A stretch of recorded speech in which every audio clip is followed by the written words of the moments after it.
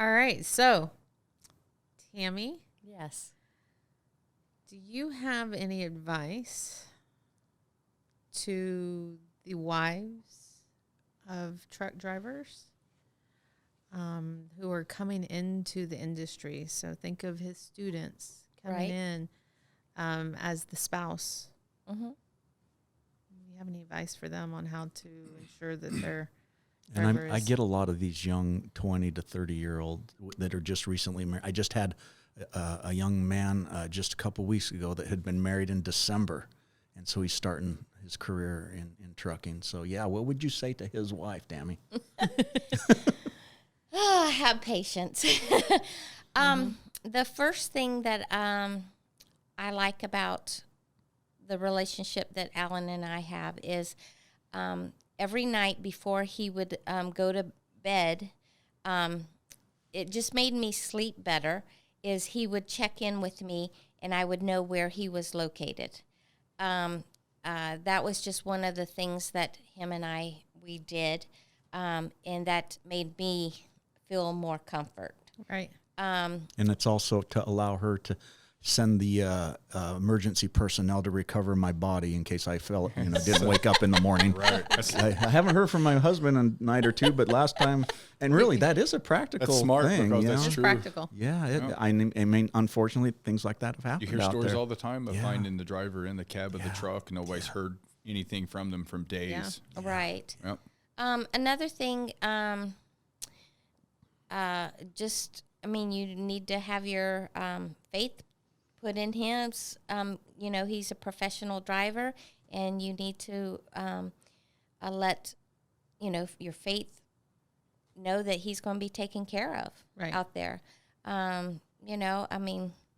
It's hard because you hear all these accidents and everything, but I do know that Allen is very smart and makes wise decisions. So if he's tired, I know he will stop and get some rest. And, and I'm grateful that he's that smart to know that, the wives, I think that they just need to be very supportive and, let their husbands know that they're home and they're waiting for them to get home. So it's not like you want them to get home immediately, but you will be there when they get come home. Yeah. Yeah. You'll be waiting on them. Right. Yeah, for sure. Yeah. So I'm curious. I know when my husband would be deployed, say if he were deployed to Saudi, I wouldn't watch the news because I didn't want to hear, because, then you're like, oh my God, was he involved in that? Was this? So I would stay off of the news. Do you stay off of the news if he's out over the road to avoid accidents or anything like that, or did it not bother you? No, that didn't bother me. Usually I'm not watching the news when he's gone. She's out playing I'm playing dominoes. dominoes. Playing dominoes. I ain't got time for the news. Hustling her friends in the neighborhood for all their money. Yeah. And I love to shop. I'm a shop. Off the money I'm a she shopper, hustled too. all her I love friends. to. I can go to stores and spend, a lot of time and not too. come home with nothing. Me too. I can shop in any store. I've never Yeah. been in a store I couldn't shop in. That's right. Yeah. Yeah. And he just, Alan sometimes don't understand how I can go to the stores and not come can I home with anything. expand on this just a little I bit? love to shop. Me Remember too. the frying pan, Alan. I know. I Still know. over there. So we have been enjoying regular vacation time in Hawaii over the last about 10 years now.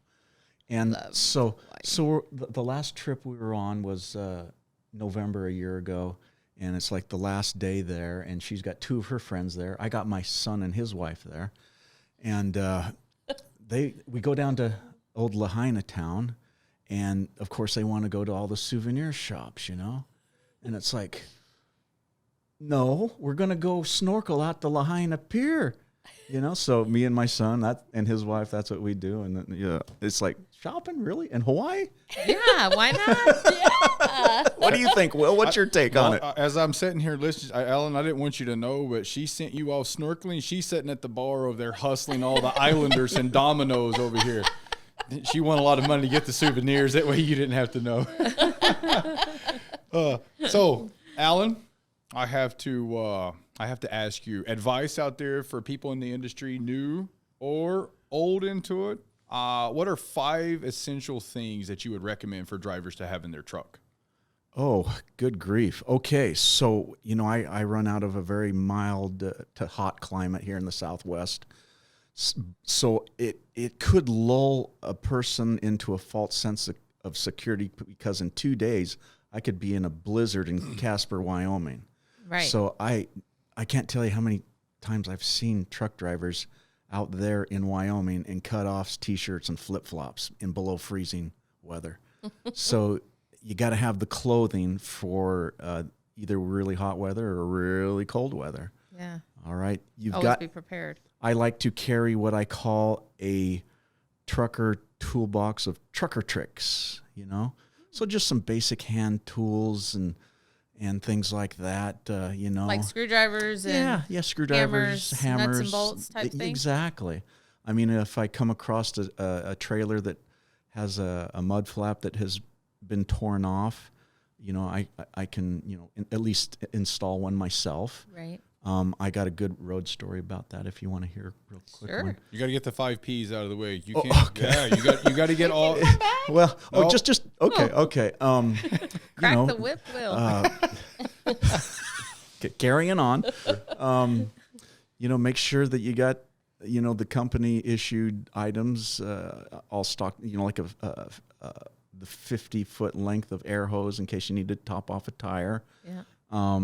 Your crowbar, that is a very handy thing to have that our company issues us with the truck. Not to beat people with, right? To work. Right. And if you ask Dave Jackson, a push broom is of utmost importance. A leaf blower. For sure. Or a leaf blower. A battery-operated leaf blower. Yeah, that would be good too, a leaf blower. There's a quick 5.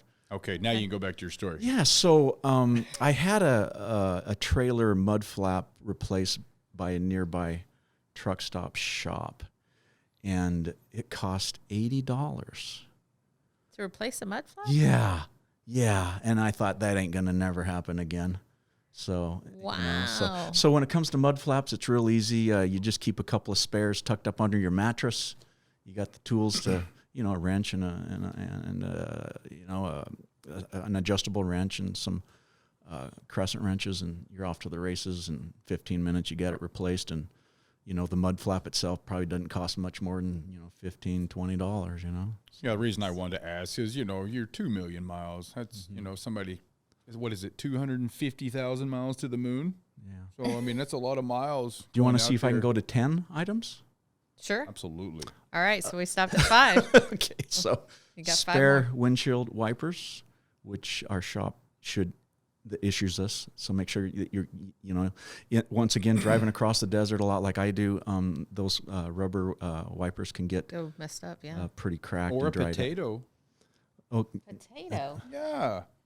You've never seen the potato? Never watched Bill Nye, the Science Guy? So if you're ever in a rainstorm and the only thing you have in your car is a bag of groceries and your windshield wipers stop working, take the potato, cut it in half, smear it on your windshield. It acts as Rain-X. Cool. See So 6 spare potato. All right. No, that makes sense. We got to keep a spare potato in there. Absolutely. It'll start spudding. French fries you could eat and see. But I would have at least a week's worth of food and water on the truck at any given time. So you get those big old cases of bottled water. And when it comes to my food, of course, you want non-perishables, some canned goods and things like that would ensure your survival for at least a week, So I just have to ask you this. Just in case. Okay, I have to ask you this. All right? Okay. Did you carry a infinite supply of Hormel chili? Ramen noodles? Potted meat? The chili, yes. I'm not a fan of ramen noodles, sorry to say. Okay. Oh, wow. I actually went hiking in the Grand Canyon once, and I learned this lesson. 'Cause since they're so light, Right. you just add water, warming up, and I just did not enjoy the taste of that. You didn't like the... No, not at all. Man, I love a good the chicken flavor ramen. Yeah. Oh, it was just downright rank. But that being said, I've actually hauled loads of ramen noodles, in case anybody wants to know. Okay, another thing, I would take my mountain bike with me. All right. So we have, on a lot of our trucks, we got a lower and upper bunk. So I fold the top bunk down, and we haul a lot of the big paper pulp board out of the Northwest and paper factories and stuff, and they always lay those rubber mats down on the trailer floor. I love repurposing those, but one of the things that I would do is make sure that the mattress still is in its bag. I don't want to damage that, but put those rubber mats across the top, and I can just take the front wheel off of my mountain bike and Throw it on there. throw it up there, bungee it down, and it was great to be able to, on downtime, have access to the mountain bike and get a little exercise and stuff. Right. I notice a lot of guys just strap them onto the back of their cab, but that exposes them to all the weather. I've seen them crushed true. when the fifth wheel is up too far and they crush their bikes taking a corner. Yeah, and actually His guitar too. Oh, and my guitar, yes. Thank you for watching that clip. I hope you enjoyed it. If you want to see more clips like that, please click here. Or if you'd like to check out a full episode, click here. And don't forget to subscribe to us on YouTube.